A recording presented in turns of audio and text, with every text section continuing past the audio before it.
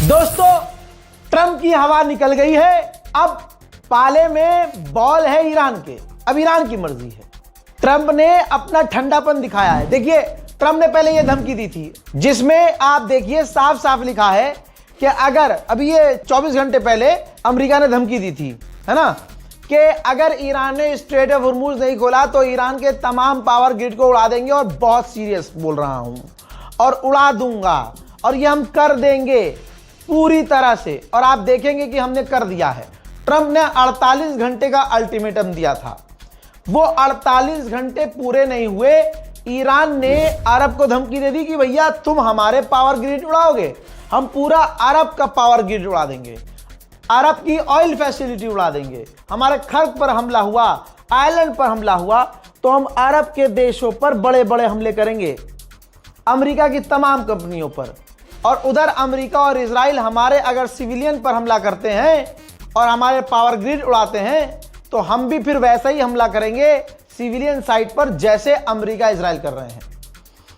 उधर से अमेरिका के ऊपर जर्मनी, फ्रांस, ब्रिटेन, नेटो सबका प्रेशर कि भाई तेल के दाम बढ़ते जा रहे हैं, अब क्या करना है। और ईरान ने साफ कह दिया कि ठीक है, हमारे पावर ग्रिड पर हमला करके देखो, फिर हम बताते हैं।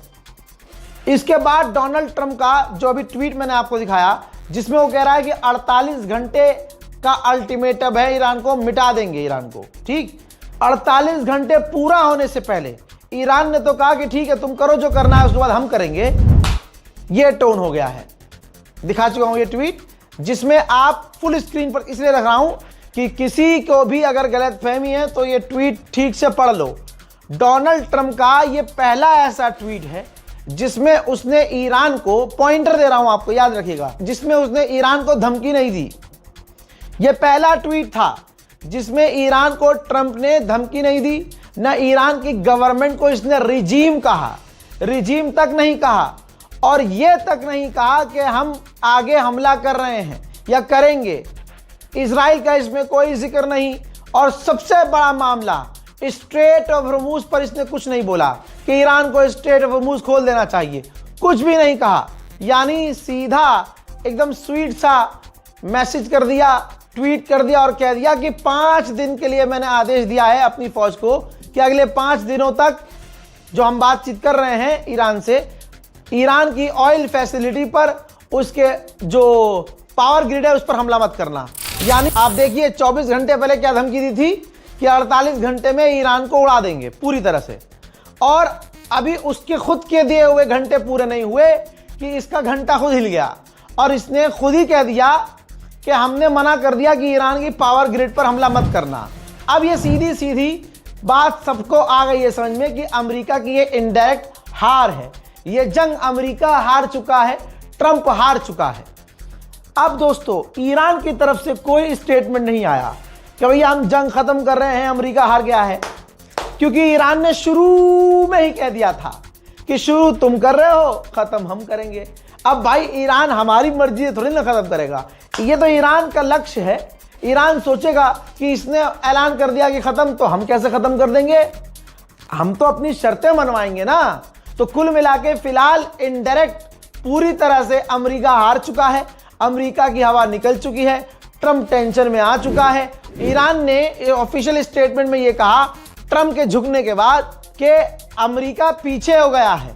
जो हमने धमकी दी, हम पूरे वेस्ट एशिया पर हमला करेंगे, हम अरब की पावर ग्रिड को उड़ा देंगे और जवाबी कार्रवाई करेंगे। तो डोनाल्ड ट्रंप की हवा निकल गई है, अमेरिका पीछे हो गया है। और ईरान ने ऑफिशियली कहा कि हमारी अमेरिका से कोई बातचीत नहीं चल रही है, मना कर दिया ईरान ने कि भाई हम बात कर ही नहीं रहे हैं। तो सवाल यह है कि बात कर कौन रहा है। 12 घंटे पहले मैंने जो बताया था, लो सबूत, बात कर रहा है तुर्की। जी हां, तुर्की ही बीच में पड़ा हुआ है। तुर्की ईरान से बात कर रहा है, अमेरिका से बात कर रहा है, इजिप्ट से बात कर रहा है, इजिप्ट भी बीच में है।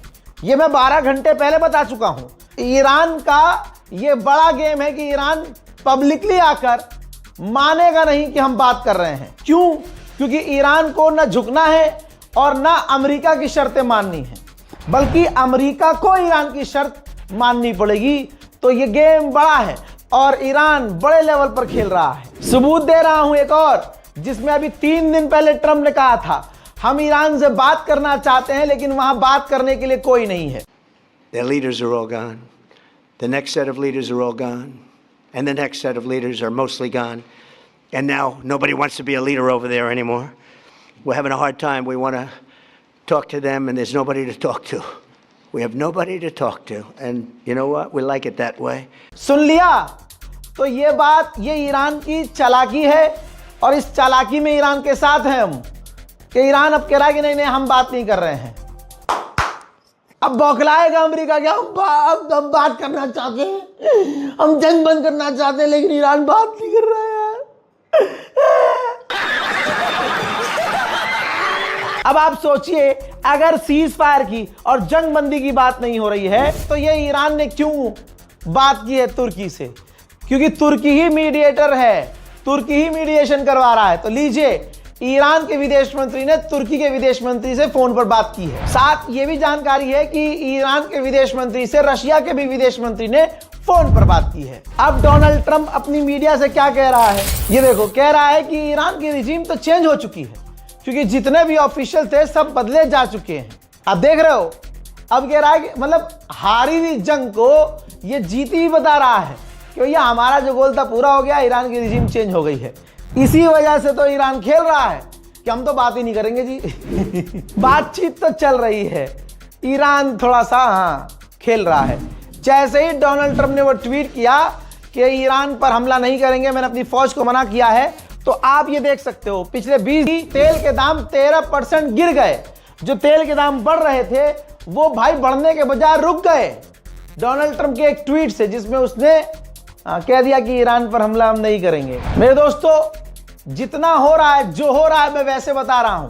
अब ईरान हमला बंद करे ना करे, ईरान ये जंग रोके ना रोके, उसके हाथ में है। लेकिन अमेरिका इजराइल पस्त हो चुके हैं। फुल स्क्रीन पर दिखा रहा हूं ताकि कोई कंफ्यूजन पैदा ना हो। ये देखो, इजराइल ने भी कहा है आधिकारिक तौर पर कि अमेरिका ने हमें बताया है कि ईरान से बातचीत हो रही है और अमेरिका जो करेगा वैसा हम करेंगे। बिल्कुल करना पड़ेगा भाई। इजराइल को ज्यादा बजाया है ईरान ने पिछले 3 दिनों में। ईद से तिवासी तक ईरान ने जैसी मिसाइलें दागी हैं, ओ हो, पूरी तरह से पस्त पड़ गया है इजराइल।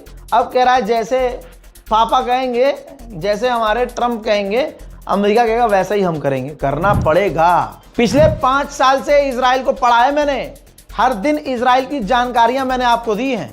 इजराइल जब भी सीज फायर करने वाला होता है, जैसे गाजा में, हर जगह जैसे ही सीज फायर करने वाला था, जंग बंदी की बात होती है, तो अपने आखिरी अय्याम में जब उसे दिखता है कि अब सीज फायर हो जाएगा, तो वो हमले बड़े कर देता है, बढ़ा देता है हमले। तो ऐसे ही तेहरान पर, ईरान पर इजराइल ने, जैसे ही अमेरिका ने ऐलान किया कि बातचीत हो रही है और हमने मना कर दिया है अपनी फौज को कि ईरान के पावर ग्रिड पर हमला मत करना, ईरान के ऊपर इजराइल ने बड़े हमले शुरू कर दिए हैं।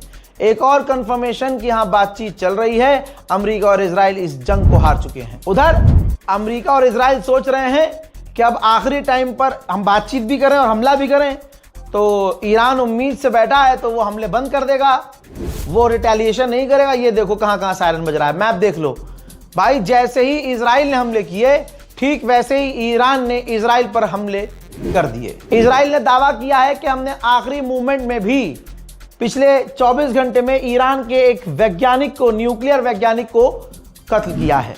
उधर मिसाइल कैसे कैसे दागा है भाई ईरानियों ने, ये देखो। अब की बार डोनाल्ड ट्रंप का फोटो चिपकाया मिसाइल के ऊपर, जिसमें डोनाल्ड ट्रंप भीख मांग रहा है और नेटो और दुनिया से कह रहा है कि स्ट्रेट ऑफ हॉर्मुज खुलवाने में मेरी मदद करो।